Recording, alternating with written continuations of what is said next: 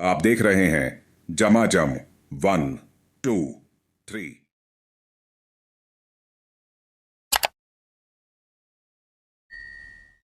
यह अनुभूति ईश्वरीय प्रदत्त है, इसलिए वेद को अपौरुषेय कहा जाता है। महापुरुष अपौरुषेय होते हैं, उनके माध्यम से परमात्मा ही बोलता है।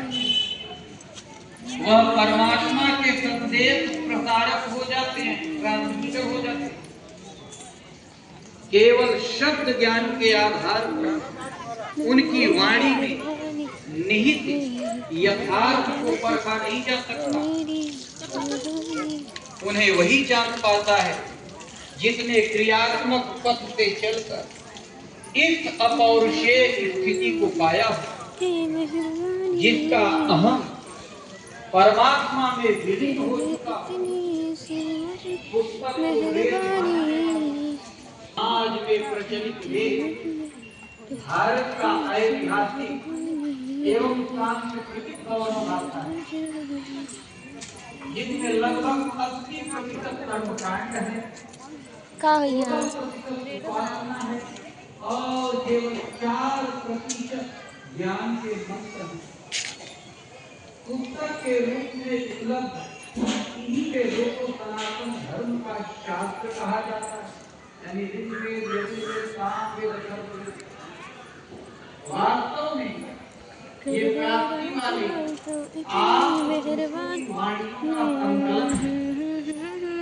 लोकहित और लोकहित के इनका उपयोग है।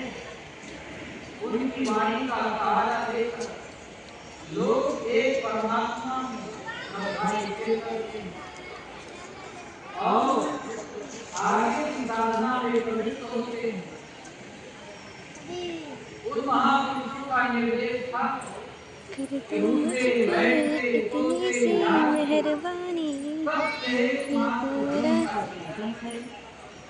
उनका स्मरण करते हुए कहाँ की हो बेटा आप? कहाँ की हो आप?